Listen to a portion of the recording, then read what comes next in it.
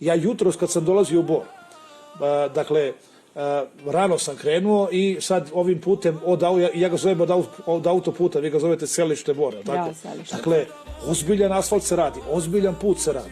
Sećam se kad je predsjednik ovde bio u februaru, je li u februaru bio? Sad je kraj marta. 20. Da, negde oko, pre mesec dana ili malo više.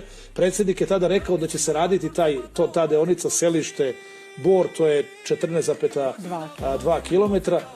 Obećao sam vam put Bor selište. Ja sam mislio da je to drugačiji, da to nije ovo prema Paraćinu.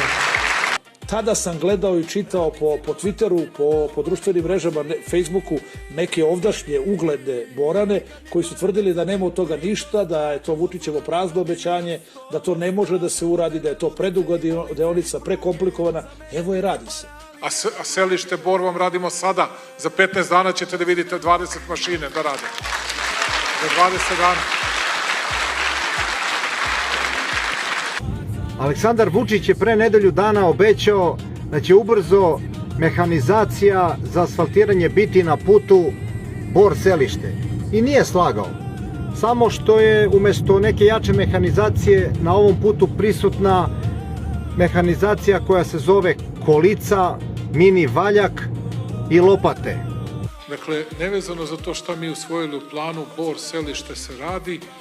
Radi se. I to se radi na najozbiljniji način. To se radi vrlo ozbiljno, to je bila jedna od najzapuštenijih deonica. Ja sam čekao danas, vozač me je vozio, ja sam sedeo pozadi, pa sam onda mogao da pogledam dok smo čekali. Dakle, na najozbiljniji način se radi ono fundiranje, dakle, oni sa strane ispusti, proširenja. To će sada bude mnogo ozbiljniji put nego što je bio. I na najozbiljniji način se asfaltira i radi se kamena podloga, najozbiljnija moguća. To vam je ozbiljna država. I to vam je država koja strateški i ozbiljno promišlja, razmišlja i planira. Evo, to je kolica, evo, udarne rupe popunjene, mini valjak i ove, evo, čuli ste, živeo Vučić, da. A kad iskukaju, onda kad odem, jesi video kako smo namagarčili ovu budalu, uzesmo mi pare.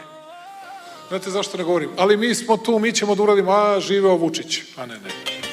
Hoću da vodim ovce kao Aca Vučić. Hoću da kradem pare kao Aca Vučić.